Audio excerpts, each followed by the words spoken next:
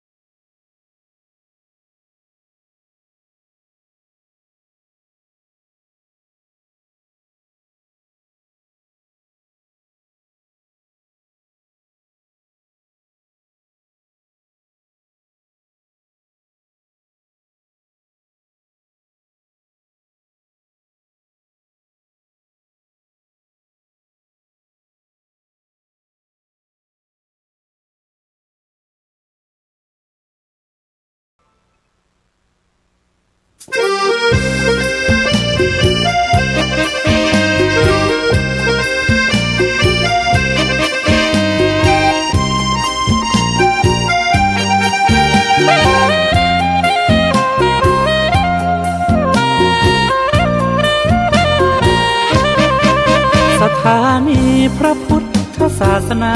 ฝากเสียงลอยมาบอกบรรดาญาติโยมที่มีใจใช้ธรรมฉโลมที่มีใจใช้เพลงฉโลมบอกบรรดาญาติโยมให้ฟังคลื่นนี้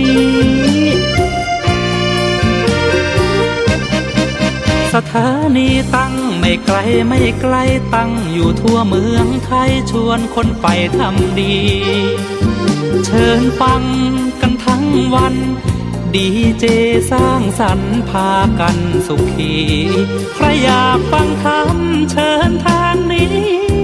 ใครอยากฟังธรรมเชิญทางนี้หรืออยากฟังเพลงดีๆเปิดคืนนี้นะคุณสถานีพระพุทธศาสนาฝากเพลงลอยมาย้ำชาวพุทธสร้างบุญ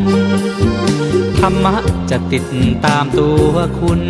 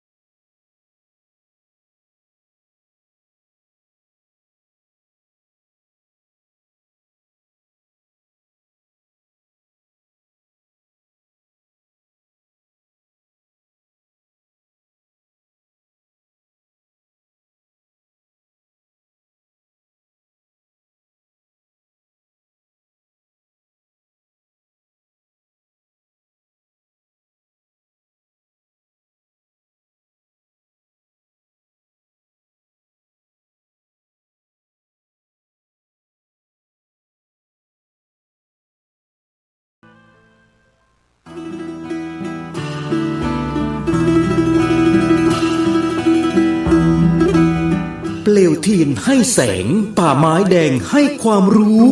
คณะสงฆ์อำเภอชัยประการร่วมกับโรงเรียนพระปริยัติธรรม วัดป่าไม้แดง ขอเชิญชวนศรัทธาสาธุชนทุกท่านนำบุตรหลานเข้าร่วมโครงการบรรพชาอุปสมบทภาคฤดูร้อนเฉลิมพระเกียรติรุ่นที่ 33 ระหว่างวันที่ 7-13 เมษายน 2568 เพื่อศึกษาพระธรรมและเป็นศาสนทายาทสืบทอดอายุพระพุทธศาสนา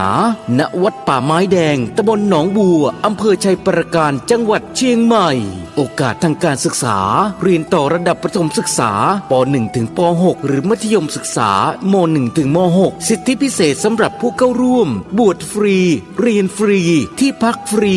มีรถรับส่งฟรี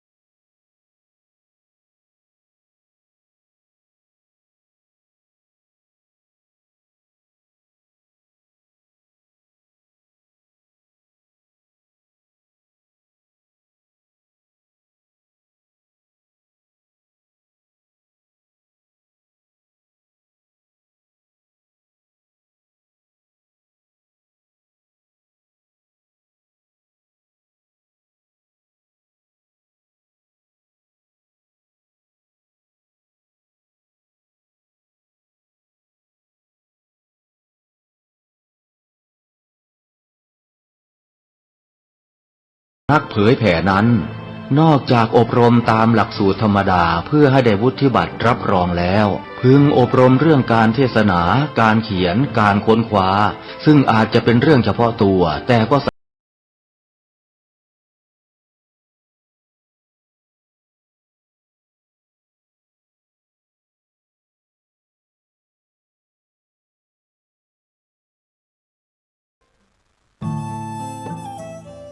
ท่านกำลังติดตามรับฟังสถานีวิทยุกระจายเสียงพระพุทธศาสนาแห่งชาติและสังคม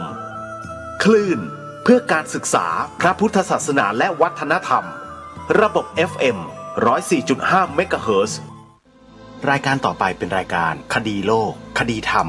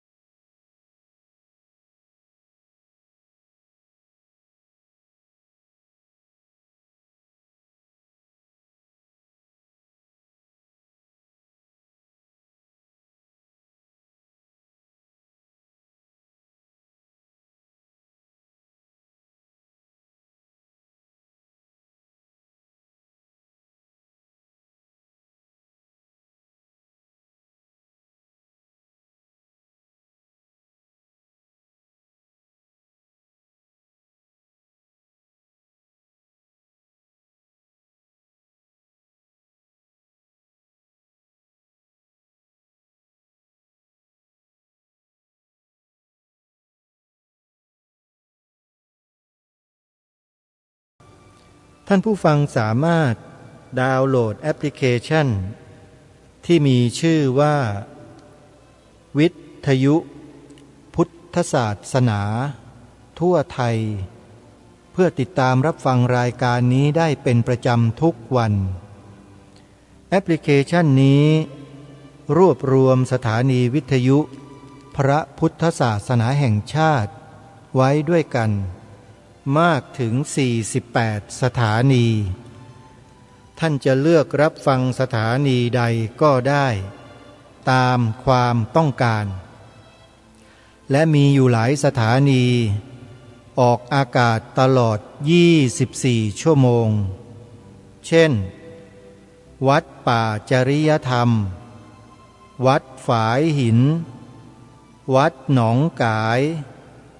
วัดบ้านปลาคูนเป็นต้นออกอากาศตลอด24ชั่วโมงมีผู้ดำเนินรายการทั้งพระสงฆ์และอุบาสกอุบาสิกาที่ศรัทธาในพระรัตนตรัยมาออกรายการสดพบกับพวกเราเป็นประจำทุกวันจึงขอเรียนเชิญเจริญพรสาธุชนทุกท่านร่วมเป็นส่วนหนึ่งของงานเผยแผ่ธรรมให้ธรรมะเป็นทานจึงขอเรียนเชิญเจริญพรทุกท่าน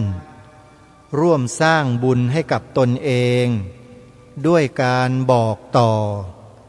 แนะนำแอปพลิเคชันดังกล่าวให้กับเพื่อนญาติธรรมของเราบางทีเขาไม่รู้เหมือนกับเราที่ไม่เคยรู้มาก่อนพอเราได้ดาวน์โหลดได้ฟังธรรมะมากมายหลากหลายจากพ่อแม่ครูบาอาจารย์ผ่านแอปพลิเคชันนี้เราก็เกิดความรู้ขึ้นมากมายน้ำใจตรงนี้เราต้องเผื่อแผ่ไปยังญาติธรรมของเรานะโยมนะก็ขอให้บอกต่อๆกันไปคนที่บอกนั่นแหละจะได้บุญไปด้วยได้บุญตรงที่มีส่วนทำให้ผู้อื่นเข้าใจธรรมะด้วยการใช้วาจาที่เป็นวจีกรรมเนี่ยสร้างขึ้นมาเขาเรียกว่าสร้างวจีสุจริตเป็นบุญเป็นกุศลเราก็จะได้บุญไปด้วยนี่คือบุญที่ได้แบบง่ายๆใช้กายวาจาของเราสร้างบุญให้เกิดขึ้นในที่นี้ก็หมายถึงการใช้วาจาทางรายการจะเน้นให้ท่านผู้ฟังที่ฟังรายการคดีโลกคดีธรรมเราเนี่ยใช้วจีกรรมสร้างวจีกรรมให้เกิดเป็นบุญเป็นกุศลขึ้นดีกว่านำไปใช้อย่างอื่นโยมเรานำวาจาของเราเนี่ยไปใช้พูดในเรื่องราวที่ไม่มีแก่นสารไม่มีสาระเสียมากที่ผ่านมาในชีวิตของเราเนี่ยแต่ตอนนี้ไปเราจะใช้วาจาของเราสร้างบุญสร้างกุศลด้วยกันด้วยการกล่าวประโยคที่ทางรายการแนะนำกล่าวบอกผู้อื่นให้ดาวน์โหลดแอปพลิเคชันเปิดธรรมะฟังตลอด24ชั่วโมงเห็นไหมฮะมีแต่เป็นบุญเป็นกุศลให้กับตัวเราเองตลอดเลยเพราะฉะนั้นอย่ารอช้าท่านผู้ฟังช่วยกันแนะนำบอกผู้อื่นให้เขาได้รับพระธรรมคำสอนจากครูบาอาจารย์ที่ท่านเป็นผู้อำนวยการสถานีวิทยุก็ดีเป็นนักจัดรายการธรรมะทางสถานีวิทยุคลื่นต่างๆรายการต่างๆก็ดีเราฟังได้จากแอปพลิเคชันนี้เยอะแยะมากมายฟังกันไม่หวาดไม่ไหวเลยโยมเพราะมีสถานีวิทยุตั้ง48สถานีเข้าไปแล้วตอนนี้เป็นสถานีวิทยุพระพุทธศาสนาทั้งนั้นเลยแล้วก็มีพระสงฆ์เป็นผู้อำนวยการสถานีวิทยุเองด้วยสาธุชนลองคิดดูว่า เมื่อพระสงฆ์ใช้สื่อวิทยุกระจายเสียงเผยแผ่ธรรมะออกไปเนี่ยบุญกุศลจะกระจัดกระจายขยายไปทั่วทุกหัวไรแหงมากเพียงใดลองคิดดูแต่ก่อนเทศอยู่บนธรรมาสน์ในศาลาวัดเทศไปเทศมาเสาศาลามากกว่าญาติโยมไปมาไม่เหลือญาติโยมเหลือก็คนสองคนทายกมัคคณายกบ้างเด็กวัดบ้างเหลืออยู่2 คนเสาศาลาเพียบเลยโยมเห็นไหมฮะแต่พอใช้สื่อวิทยุเท่านั้นแหละทำให้ผู้คนได้สดับรับฟังสาระธรรมะที่ดีๆจากพ่อแม่ครูบาอาจารย์ทั้งหลายเหล่านั้นได้มากยิ่งขึ้นเป็นประโยชน์กระจายขยายไปมากขึ้นมีแต่บุญและกุศลเกิดอยู่ตลอดเวลานี่คือผลจากการใช้วาจาหรือวจีกรรมให้เป็นประโยชน์เรามีวาจามีวจีกรรมหรือมีปากเนี่ยเราก็นำไปใช้พูดในสิ่งที่เป็นประโยชน์ไม่มีโทษนั่นก็คือกล่าวแสดงธรรมะในพระพุทธศาสนาธรรมะในพระพุทธศาสนาเท่าที่มีปรากฏอยู่ในตำรับตำราคัมภีร์มีอยู่ทั้งสิ้น 84,000 พระธรรมขันธ์พระสงฆ์ท่านจะหยิบยกมา 84,000 พระธรรมขันธ์มาบรรยายมาให้ความรู้กับญาติโยมเนี่ยก็คงจะไม่หมดหรอกโยมอันนี้ก็ต้องขึ้นอยู่กับความรู้ความเข้าใจความสามารถและความถนัดของแต่ละท่านเราในฐานะเป็นผู้รับข้อธรรมหรือรับธรรมะบรรยายเนี่ยเราก็เลือกเฟ้นเอาญาติโยมธรรมะใดถูกจริตกับเราฟังธรรมะนั้นและต้องตามดูผลด้วยนะเมื่อเราฟังแล้วเนี่ยผลที่เกิดขึ้นกับจิตใจของเรากายของเราวาจาของเราเนี่ยมันเป็นไปในทางกุศลเป็นไปในทางบุญไหมถ้าเป็นไปทางกุศลทางบุญมันก็จะเกิดความเมตตาความกรุณาในจิตกายเบาจิตเบาวาจาเบาจะไม่หนักจะไม่หยาบกระด้างแต่ถ้าฟังธรรมบรรยายตรงไหนสถานีใดเรื่องใดแล้วทำให้กายวาจาใจเราหนักคำว่าหนักในที่นี้ก็คือเกิดข้อสงสัยลังเลใจเกิดความไม่พอใจเกิดความรังเกียจเกิดความรบหลู่ดูหมิ่นผู้อื่น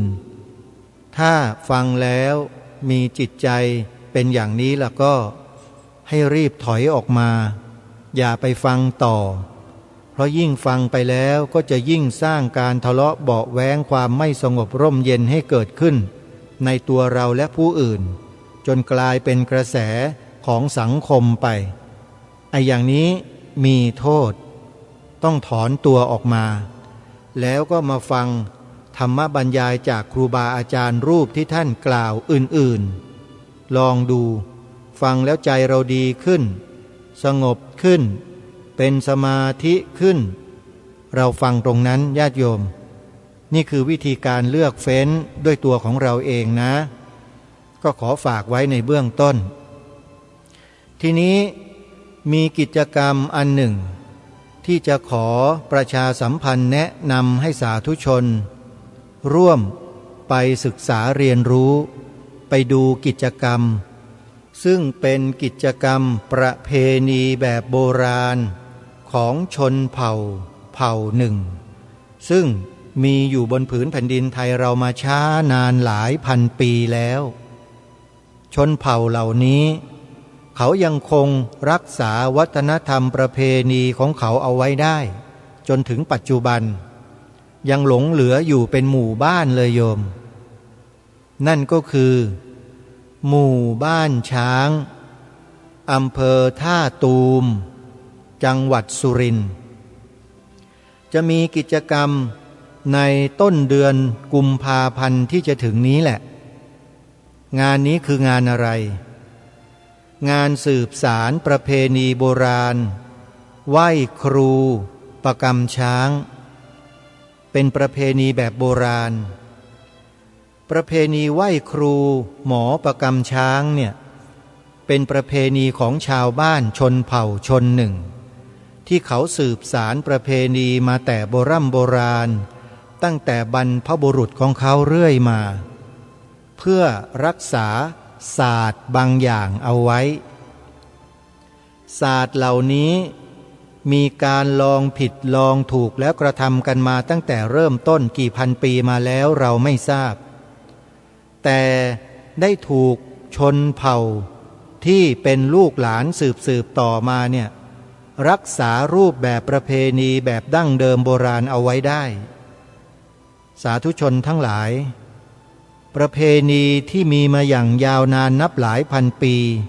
แต่ยังมีให้เราได้ศึกษาเรียนรู้ได้ดูได้เห็นกับตาของเราเนี่ยยังมีอยู่แล้วถ้าเรามีชีวิตเหลืออยู่อีกไม่นานไม่กี่ปีข้างหน้าถ้าเราไม่ไปศึกษาเรียนรู้ไปดูไปเห็นด้วยตัวเองเนี่ยถามว่ามันน่าเสียดายไหมสำหรับการมีชีวิตอยู่ร่วมกันกับชนเผ่าเหล่านี้อยู่บนผืนแผ่นดินเดียวกันประเทศเดียวกันแต่ไม่เคยไปสัมผัสด้วยตัวของเราเองเลยสักครั้งหนึ่งน่าเสียดายไหมสำหรับอาตมาภาพขอบอกได้เลยว่าเสียดายอย่างมากที่เสียดายอย่างมากเพราะอะไรเพราะตระกูลทางบิดาของอาตมาเนี่ยอยู่แถวนั้นโยมแถวที่เขาจัดประเพณีโบราณนี่แหละอยู่ในจังหวัดเดียวกันแล้วก็อำเภอติดกันด้วยคืออยู่ระหว่างอำเภอจอมพระกับอำเภอท่าตูมติดกันห่างกันแค่30 กว่ากิโลเท่านั้นเองสถานที่จัดงานเนี่ยจากบ้านถิ่นกำเนิดของตระกูลทางบิดาของอาตมาแล้วเป็นชนเผ่าเดียวกันด้วยแต่มีชื่อต่างกันแต่เชื้อสายเผ่าพันธุ์เดียวกันมีคำพูดสำเนียงภาษาวัฒนธรรมประเพณีวิถีชีวิตแบบเดียวกันมาเลยแต่มาแยกกันเนื่องด้วยพื้นที่และจำนวนผู้คนนั้นจำกัดก็แยกหมู่บ้านกันออกมาต่างอยู่ต่างทำมาหากินกันไปชื่อเสียงเรียงนามของชนเผ่าก็เปลี่ยนไปจากที่เป็นชนเผ่าเดียวกันชื่อเดียวกันก็แยกส่วนออกมาตามเหตุการณ์บ้านเมืองในอดีตจากที่มีชื่อเผ่าพันธุ์เดียวกันก็แยกออกมาเป็น2 เผ่าแต่เป็นเชื้อสายเดียวกันก็คือชนเผ่ากุยและชนเผ่าสวยอันนี้คือเชื้อสายเดียวกันญาติโยมทำไมจึงกล่าวเช่นนั้นเพราะบรรพชนในอดีตปู่ย่าตาทวดบอกเอาไว้แม้แต่ชนเผ่ากุยในปัจจุบันก็กล่าวไว้เช่นนั้นว่าจริงๆแล้วเป็นเชื้อสายเดียวกันเลี้ยงช้างคล้องช้างมาเหมือนกันมีพิธีไหว้หมอครูประกำช้างแบบเดียวกันเป๊ะแต่เนื่องจากว่าชนเผ่าสวยเนี่ยมาอยู่ในพื้นที่ราบลุ่มไม่มีป่าเหลืออยู่แล้วการดูแลเลี้ยงช้างไว้ในบ้านจึงต้องหมดไปโดยปริยายเพราะช้างนั้นกินอาหารวันหนึ่งเนี่ยน้ำหนักของอาหารเป็นตันโยมต่อวันนะเมื่อป่าไม่มีช้างก็ไม่มีอาหารเหลือช้างเหล่านี้ก็ถูกยักย้ายถ่ายเทไปสู่ชนเผ่าที่เขาเลี้ยงดูได้ก็คือชนเผ่ากุยทั้งหมดทุกวันนี้ชนเผ่ากุยเหล่านี้ยังรักษาสืบสารบุญประเพณีเหล่านี้เอาไว้ได้สมบูรณ์ทุกอย่างโยมประเพณีแบบดั้งเดิมเราไม่เคยได้รู้ได้ยินได้เห็นมาก่อนเราจะได้รู้ได้ยินได้เห็นก็คราวนี้แหละใครที่สนใจนะโยมนะเดินทางไปเที่ยวชมด้วยตนเองได้เลยเขาจะมีวันกำหนดจัดงานไว้ชัดเจนแล้วตามกำหนดการดังนี้ กำหนดการงานสืบสารประเพณีโบราณไหว้ครูประกำช้างณวัดป่าอาเจียงบ้านหนองบัวตำบลกระโพอำเภอท่าตูมจังหวัดสุรินทร์ระหว่างวันที่8ถึง9กุมภาพันธ์พระพุทธศักราช2568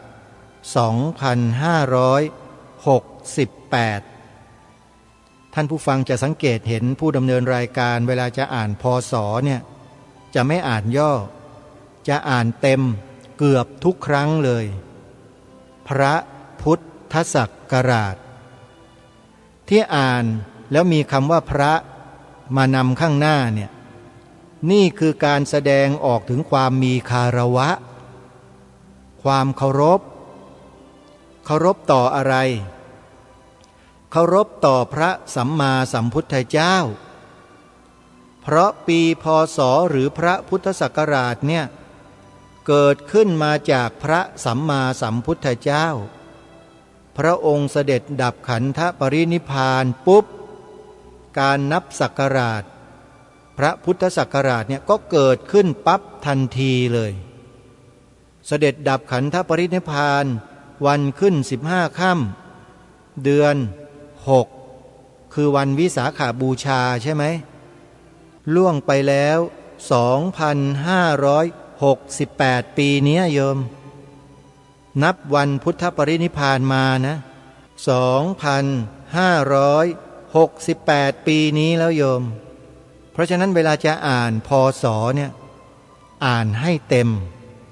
อย่าอ่านย่อถ้าอ่านย่อพากันย่อต่อไปก็จะไม่มีเหลือเพราะพวกเรามาย่อกันพอย่อไปย่อมาไอ้คำย่อนั้นน่ะหายไปเลยไม่มีอ่านไปอ่านมา2,568ก็ไม่มีเหลือแต่68ไปมาพศ68ไม่มีก็มันก็จะกลายเป็น2024 2025เป็นอะไรก็ไม่รู้เนี่ยมันเป็นอย่างนี้บ้านเมืองเราเนี่ยก็เพราะพวกเรานั่นแหละพากันทำกันแบบนั้นแล้วถ้าเราไม่ดึงเอาลูกหลานเรากลับมากล่าวมาแสดงมาใช้วาจาออกเสียงปีพระพุทธศักราชกันจะเหลือไหมโยมมันขึ้นอยู่กับการกระทำของเราทั้งนั้นเลยเนี่ยพวกเราทำตัวเราเองนะมาเลิกกันเองไม่มีใครให้เราเลิกนะอาตมาภาพพยายามที่จะรณรงค์เรื่องพวกนี้อยู่ตลอดเพราะนี่คือรากเหง้าของแผ่นดินของชาติบ้านเมืองของเรารากเหง้าของความเป็นไทยของเรานะเนี่ยที่พาทำกันอยู่เนี่ยพระพุทธศักราชพระพุทธศาสนาเป็นศาสนาประจำชาติไทยของเราสีขาวในธงชาติไทยหมายถึงพระพุทธศาสนาเท่านั้นใครรังเกียจความหมายสีขาวในธงไตรรงค์แบบนี้บ้างถ้าใครรังเกียจคนนั้นชื่อว่าโลภล่วงเกินไปจริงๆองค์พระบาทสมเด็จพระจอมเกล้าเจ้าอยู่หัวทรงประกาศไว้ชัดเจนความตอนหนึ่งมีปรากฏอยู่ในประชุมประกาศรัชกาลที่4ไว้ว่าพระนครนี้เป็นถิ่นที่ของคนนับถือพระพุทธศาสนามาแต่เดิมไม่ใช่แผ่นดินของศาสนาอื่นทรงปฏิเสธชัดนะคนที่ถือศาสนาอื่นมาแต่อื่นก็ดีอยู่ในเมืองนี้ก็ดีจะโทมนัสน้อยใจด้วยริษยาแก่พระพุทธศาสนาเพราะบูชาอันนี้ไม่ได้ด้วยไม่ใช่เมืองของศาสนาตัวเลยถ้าโทมนัสก็ชื่อว่าโลภล่วงเกินไป ชัดเจนไหมท่านผู้ฟังแล้วยังจะเถียงอาตมาอีกไหมล่ะหรือจะเถียงกระผมว่าที่แปลความหมายสีขาวในธงไตรรงค์ถูกต้องตรงความตามเป็นจริงชัดเจนอย่างนี้แล้วใครจะมาคัดค้านต่อต้านไม่เห็นด้วยอีกไหมถ้ามีนั่นก็ให้รู้ตัวกันไว้ด้วยว่าเป็นดังที่พระบาทสมเด็จพระจอมเกล้าเจ้าอยู่หัวทรงประกาศเอาไว้คือโลภล่วงเกินไปคนโลภล่วงเกินไปเนี่ยเป็นคนดีไหมโยมคนดีไหมถ้าเป็นภาษาปัจจุบันจำได้พระท่านนายสมัครสุนทรเวชเนี่ยใช้บ่อยพวกกระเฮี้ยนกระหือรือคือทยานอยากได้คืบเอาศอกได้ศอกให้ศอกแล้วจะเอาวาให้วามันจะเอาเส้นให้เส้นหนึ่งมันไม่พอมันจะเอาทั้งโยชน์เลยโยมนี่คือคนพวกโลภล่วงเกินไปและในขณะนี้ที่สังคมไทยประเทศไทยบ้านเมืองไทยราชอาณาจักรไทยเราเนี่ยมันมีคนประเภทนี้อยู่นะมีจริงๆท่านอยากทราบไหมว่าใครคนประเภทไหนไปฟังคลิปของอปพส.ดูท่านจะรู้เลยหรือท่านไปถามเขาดูก็ได้ถามพวกกลุ่มอปพส.ด้วยไอ้กลุ่มพวกโลภล่วงเกินไปได้ไม่รู้จักพอเนี่ยได้คืบเอาศอกเอาวาเอาเส้นเอาโยชน์เนี่ยคือคนพวกไหนอปพส.จะตอบตรงประเด็นชัดๆเลยโยมไปดูนะพิมพ์อักษร4ตัวใน YouTube โยมออ่างปอปลาพอพานสอเสือ4ตัวแล้วก็ไปกดค้นหาดูคลิปเขาแล้วถ้าอยากจะโทรถามก็เปิดในช่อง YouTube เขาขึ้นมาเป็นโปรไฟล์ของเขามันจะมีเบอร์โทรศัพท์ให้ติดต่อโทรเข้าไปเลยโยมเขายินดีมากถ้าโทรเข้าไปถามเขาเนี่ยแต่ไม่ค่อยมีใครกล้าจะโทรไปถามเขาสิกลัวว่าตัวเองจะรู้ความจริงหรือไงไม่ทราบมันก็แปลกดีนะคนไทยเราเนี่ยกลัวความจริงไม่น่าเชื่อเลยกลัวทำไมโยมความจริงเมื่อรู้ความจริงทราบความจริงแล้วควรที่จะนำความจริงนั้นมาเผยแพร่ให้กับผู้คนในประเทศชาติบ้านเมืองได้รู้ตามด้วยถึงจะถูกไม่ใช่ไปปล่อยปละละเลยเฉยนิ่งกันอยู่แล้วเมื่อไหร่คนไทยจะรู้แล้วว่าอะไรเกิดขึ้นกับประเทศชาติกับพระพุทธศาสนากับสถาบันพระมหากษัตริย์ของเราล่ะพวกเราก็ไม่รู้กันใช่ไหมในตำราเรียนในโรงเรียนเขาไม่มีสอนกันหรอกเขาไม่นำมาบอกกันทำไมไม่มาบอกก็เพราะคนที่ทำหลักสูตรการศึกษาชาติเนี่ยเป็นอย่างที่อปพส.เขาค้นพบข้อมูลถ้าอยากรู้ก็ไปดูเอาไปถามเขาเอานะอาตมาไม่รู้ไม่ทราบรู้ก็พูดไม่ได้โยมออกอากาศพูดได้ยังไงเล่ามันพูดไม่ได้แต่ถามว่ารู้ไหมรู้แต่บอกไม่ได้ถ้าต้องการทราบไปติดตามข้อมูลจากกลุ่มอปพส.นะโยมพวกเราจะได้รู้เหมือนกันเมื่อรู้เหมือนกันแล้วเราก็จะได้มีแนวทางที่ตรงกันในการแก้ไขปัญหาทั้งหลายทั้งปวงด้วยกันและแนวทางหนึ่งที่รายการคดีโลกคดีธรรมได้เสนอแนวทางให้พวกเราได้แก้กันด้วยตัวเราเองได้ทันทีโดยไม่ต้องรอมติไม่ต้องรอคำสั่งไม่ต้องรออำนาจใดๆมาบังคับหรือมาสั่งการทั้งนั้นทำได้ด้วยตัวเองเลยคือ2ประโยคที่ให้กล่าวนี่แหละและสามารถไปพิสูจน์ญาติพี่น้องเพื่อนมิตรสหายผู้ใต้บังคับบัญชาหรือแม้แต่ผู้บังคับบัญชาของเราเนี่ยไม่ว่าจะเป็นทหารหรือตำรวจเนี่ยไปทดสอบดูได้ไปถามดูได้เลยว่าแม่ทัพนายกองทุกวันนี้มีความคิดเห็นกับสิ่งที่ทางรายการหยิบยกมารณรงค์ให้พวกเราได้กล่าวกันเนี่ยถูกต้องตรงตามความเป็นจริงหรือไม่อย่างไรถามเขาเลยนาย ประเทศไทยเรามีศาสนาอะไรเป็นศาสนาประจำชาติกระผมอยากรู้ดิฉันอยากรู้จริงๆนายจะตอบยังไงก็ลองดูสิฮะหรือนายจะถามผู้ใต้บังคับบัญชาก็ได้ถามกันดูสิครับอันนี้หมายถึงข้าราชการไทยทุกวันนี้นะทุกวันนี้นะฮะข้าราชการทั้งประเทศเลยลองดูแนวความคิดดูสิว่าแนวความคิดของพวกท่านเนี่ยตรงตามแนวพระราชดำริขององค์พระมหากษัตริย์ที่ท่านเคารพนับถือหรือเปล่าถ้าไม่ตรงก็ต้องปรับให้ตรงซะไม่ได้ว่าอะไรปรับให้ตรงกันจะได้เป็นไปในทิศทางเดียวกันไม่เช่นนั้นเดี๋ยวก็ทะเลาะเบาะแว้งกันอยู่อย่างนี้ไม่จบหาที่ไปกันไม่ได้ไปหลงคารมใครเขาอยู่ก็ไม่ทราบเหมือนกันลองไปพิสูจน์ทราบกันดูนะท่านผู้ฟังอันนี้ไม่ได้ไปลบหลู่ดูหมิ่นใครแต่นำเอาความจริงความถูกต้อง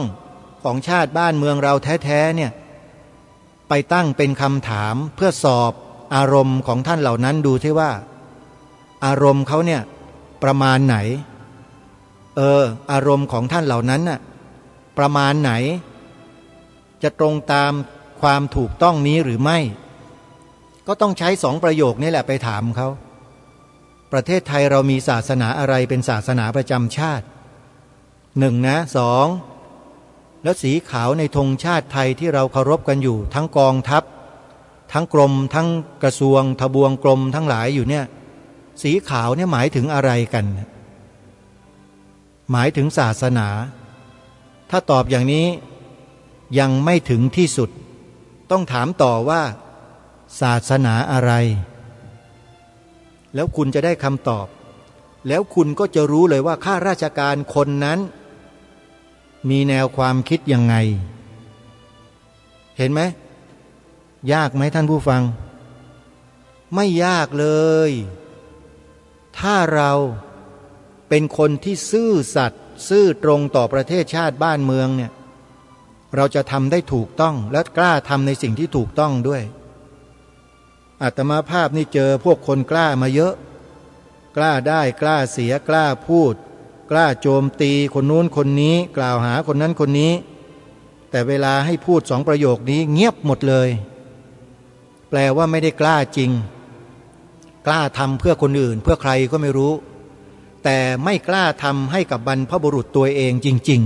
ๆที่สละเลือดเนื้อชีวิตรักษาแผ่นดินรักษาประเทศชาติรักษาพระพุทธศาสนาและสถาบันพระมหากษัตริย์ให้ดำรงมั่นมาจนถึงทุกวันนี้เขาไม่ได้มีความเคารพศรัทธาต่อบรรพชนตัวเองจริง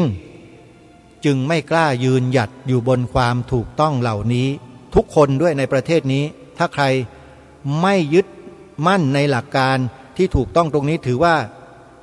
เริ่มจะมีปัญหาแล้วนะ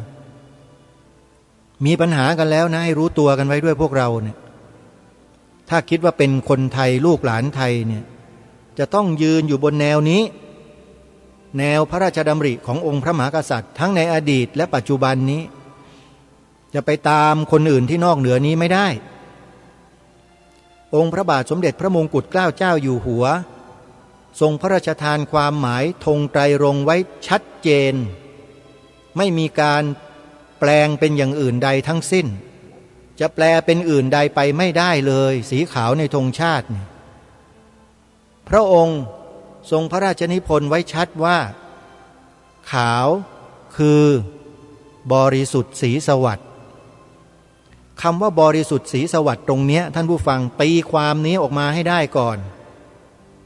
ทรงจำกัดความเอาไว้เลยในสีขาวว่าบริสุทธิ์ศรีสวัสดิ์นั่นหมายความว่าเป็นเอกภาพหนึ่งเดียวเพียวทรายจำคำนี้ไว้นะฮะคือบริสุทธิ์ศรีสวัสดิ์เนี่ยหมายถึงเอกภาพหนึ่งเดียวเพียวทรายไม่มีสิ่งเจือปนใดๆทั้งสิ้นเพราะฉะนั้นความหมายที่พระองค์ใส่เข้ามาตามประโยคนี้ก็คือหมายพระไตรรัตน์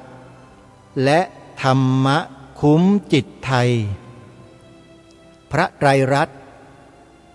ท่านไปตีความกันว่ายังไงและธรรมะคุ้มจิตไทยพระไตรรัตน์เป็นประธานหนึ่งเดียวคำว่าและ คือตัวเชื่อมผสานสิ่งนั้นออกมาให้เห็นเป็นรูปธรรมที่ชัดเจนขึ้นก็คือธรรมะคุ้มจิตไทยนั่นก็หมายความว่าธรรมะที่ออกมาจากพระไตรรัตน์นั่นเองไปตีความคำว่าพระไตรรัตน์ออกมาให้ได้กันก่อนอย่าตีสเปะสปะนะเดี๋ยวโดนตีนะจะบอกให้เที่ยวมาตีเลอะเทอะไม่ได้นะพระไตรรัตน์ที่ว่าเนี่ยเป็นบทพระราชนิพนธ์นะอย่าเล่นนะของพวกนี้อย่าเล่นขอเตือนทุกฝ่ายไว้ด้วยมันมีกรณีตัวอย่างที่กระทำความผิดเอาไว้แล้วยังไม่ไ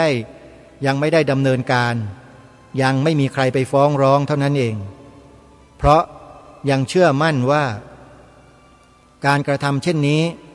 จะไม่เกิดขึ้นอีกเชื่อว่าจะไม่เกิดขึ้นอีกแล้วคนที่กระทำความผิดอยู่เนืองๆนั้นก็จะได้สำนึกให้กลับตัวกลับใจกลับหัวกลับหางให้มาเดินตามแนวทางที่องค์พระมหากษัตริย์ทรงวางไว้เราหวังแต่เพียงเท่านี้ให้คุณมีสำนึกเท่านั้นแหละแต่ถ้าหากยังไม่สำนึกกันอีกเนี่ยเดี๋ยวหม่อมช้างเนี่ยเขาจะใส่ช้างเข้าไปแล้วเขาก็จะดำเนินการอย่างใดอย่างหนึ่งตามแต่ที่หม่อมช้างได้ประกาศลั่นวาจาเอาไว้เนี่ย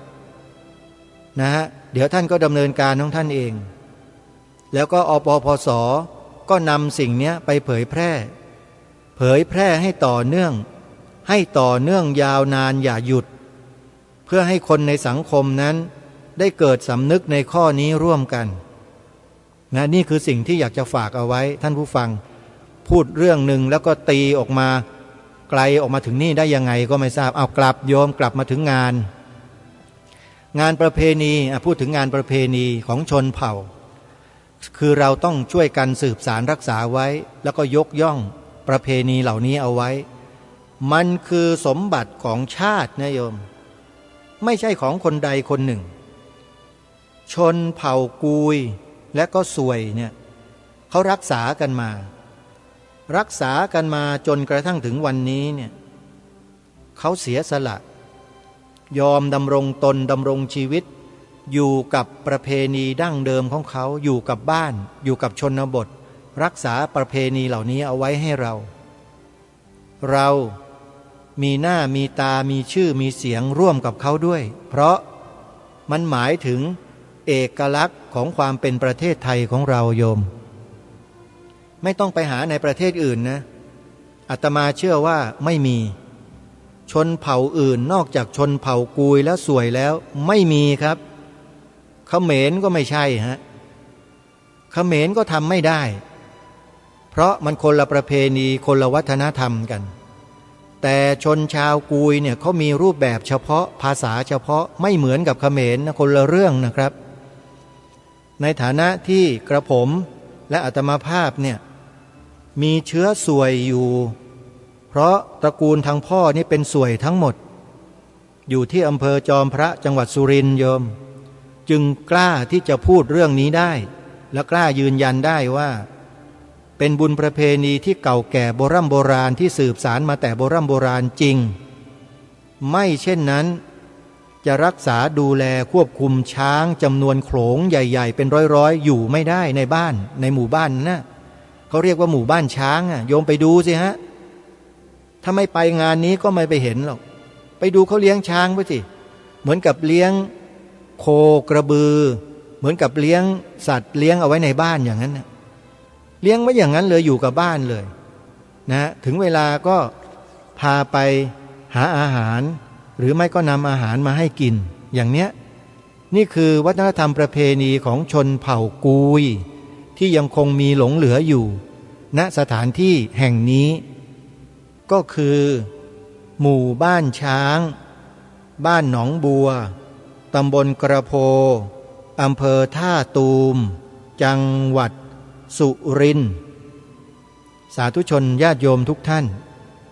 ใครที่สนใจที่จะไปเที่ยวไปชมไปดูพิธีกรรมแบบโบราณศาสตร์โบราณของเขานะไม่น่าจะพลาดโอกาสในปีนี้วันเสาร์ที่8กุมภาพันธ์เวลา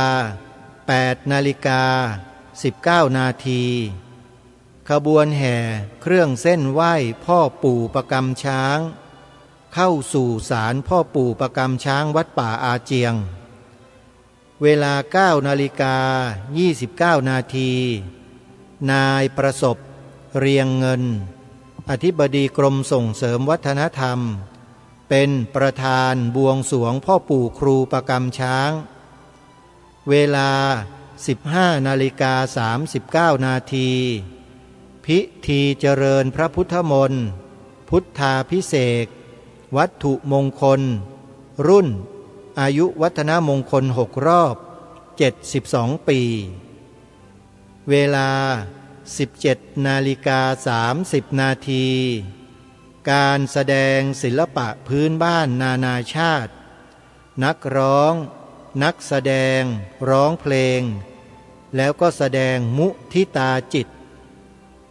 นี่คืองานวันที่ 8ต่อมาวันที่ 9 กุมภาพันธ์เวลา 7:39 นาทีช้างตักบาตรพระสงฆ์ร่วมกับญาติธรรมทุกสายบุญเวลา 8:39 นาทีนางสาวถาปณีเกียรติไพบูลย์ผู้ว่าการท่องเที่ยวแห่งประเทศไทยประธานในพิธีแห่โล่รางวัลเข้าสู่วัดเวลา 9:39 นาทีพิธีสงน้ำเปลี่ยนผ้าไตรแบบล้านช้างฉลองโล่รางวัลศิษยานุศิษย์เข้าแสดงมุทิตาสักการะแด่พระครูสมุหารปัญญาทโรด็อกเตอร์และมีพิธีบายสีผูกแขนรับขวัญเวลา 13:59 นาทีนายทันปุญญตุลานนท์อธิบดีผู้พิพากษาศาลอาญาคดีทุจริตและประพฤติมิชอบภาค 3พร้อมด้วยนายธีรวัตรและนางสมรวนวิทูรปกรณ์ประธานในพิธีและเจ้าภาพฉัตรสัตตบริพันธ์ช่อฟ้าใบรากาปิดทองลงรักเวลา 14:29 นาทีพิธียกฉัตรช่อฟ้าใบรากาพระสงฆ์เจริญชัยมงคลคาถาเวลา 14:39 นาทีพระสงฆ์สวดทักษิณาอุทิศแด่บรรพชนต้นตระกูลสุสานช้างเจ้าคณะจังหวัดสุรินทร์สัมโมทนียกถาถวายทายธรรมพระสงฆ์ให้พรประพรมน้ำพระพุทธมนต์เสร็จพิธีมีมหรสพสมโภชตลอดทั้งคืนญาติโยมนี่คืองานทั้ง2 วันซึ่งเป็นงานแบบโบราณที่วัดป่าอาเจียงร่วมกับชาวบ้านหมู่บ้านช้างตำบลกระโพอำเภอท่าตูมจังหวัดสุรินทร์ร่วมแรงแข็งขันสืบสารรักษาประเพณีเหล่านี้เอาไว้ให้แก่พวกเราได้มีเกียรติมีศักดิ์ศรีในฐานะที่เป็นคนไทยด้วยกันญาติโยมท่านสาธุชนทุกท่านวัดป่าอาเจียงเนี่ยสร้างชื่อเสียงให้แก่ประเทศไทยไปทั่วโลกนะครับเพราะฉะนั้นจะมีรางวัลที่ทางวัดป่าอาเจียงโดยเจ้าวาดจะได้รับในวันงานด้วยส่วนจะเป็นรางวัลประเภทไหนอย่างไรนั้นในงานเขาจะมีการอ่านโล่รางวัลดังกล่าวในที่จัดงานด้วยเราก็จะได้ยินไปพร้อมๆกันญาติโยมและงานนี้อาตมาภาพก็คงจะอดรนทนอยู่ไม่ได้นะโยมนะก็คงจะต้องทำการไลฟ์สดให้กับญาติโยมได้ติดตามรับชมกันในเพจในเฟซบุ๊กใน YouTube ที่อาตมาภาพดำเนินอยู่ทำอยู่ด้วยเหมือนเดิมใครที่มีความสนใจที่จะรับชมการถ่ายทอดสดติดตามชมในช่องเฟซบุ๊กของอาตมาภาพได้เลยโยม ชื่อ Facebook นะจดไว้นะโยมนะโยมจะได้ติดตามรับชมกันได้เมื่อถึงเวลาวันที่8ตั้งแต่เช้า8กุมภาพันธ์นะถ่ายทอดยาวเลยไปจนกระทั่งเสร็จพิธีช่วงเช้าแล้วก็หยุดส่วนช่วงตอนเย็นนั้นจะมีการถ่ายทอดหรือไม่อย่างไรก็จะปรึกษาหารือกับทีมงานกันดูก่อนเพราะบางทีอาจจะมีงานที่จะต้องเดินทางไปร่วมก็เลยยังตัดสินใจไม่ได้นะโยมนะวันแรกเนี่ยแต่ในช่วงเช้าพิธีการไหว้ครูเนี่ยถ่ายทอดแน่นอนญาติโยมจะเห็นพิธีกรรมพิธีการอย่างชัดเจนเลยส่วนในวันที่9กุมภาพันธ์นั้นอาตมาภาพก็จะถ่ายทอดตั้งแต่ช่วงเช้ามีการทำบุญตักบาตรโดยจะมีช้างเนี่ยใส่บาตรพระสงฆ์พร้อมกับสายบุญญาติธรรมสายบุญสายต่างๆก็จะมาร่วมใส่บาตรกับช้างด้วยโยมเป็นบุญประเพณีที่ทางชาวบ้านหมู่บ้านช้างตำบลกระโพมอำเภอท่าตูมสุรินทร์และวัดป่าอาเจียงได้ร่วมกันจัดพิธีนี้มาหลายปีแล้วโยมแล้วก็สืบสานรักษากันไว้จากนั้นก็จะมีพิธีสงน้ำเปลี่ยนผ้าไตรแบบล้านช้างมีการฉลองโล่รางวัลช่วงนี้แหละจะมีการอ่านโล่รางวัลนะว่าเจ้าอาวาสวัดป่าอาเจียงจะได้โล่รางวัลประเภทไหนอย่างไรจากใครนะโยมนะ13:59 นาทีโดยประมาณก็จะมีพิธีการปิดทองลงรักช่อฟ้าใบรกาแล้วก็ฉัตรสัตตบริพันธ์เพื่อเตรียมจะยกขึ้นนะประกอบที่บริเวณ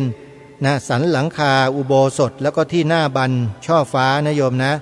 งานนี้เป็นงานที่ยกช่อฟ้าอุโบสถด้วยนะอุโบสถวัดป่าอาเจียงนี่ไม่เหมือนใครนะอุโบสถเนี่ยทำด้วยหินศิลาแรงทั้งหลังเลยแล้วด้านล่างก็เป็นรูปช้างนะรูปช้างยกอุโบสถขึ้นอยู่ข้างหลังช้างโยมนะใครที่ไม่เคยเห็นไปนะโยมนะงานนี้ขอบอกได้ว่าถ้าไม่ไปนี่เสียดายมากเลยเพราะมันมีแค่ครั้งเดียวฮะ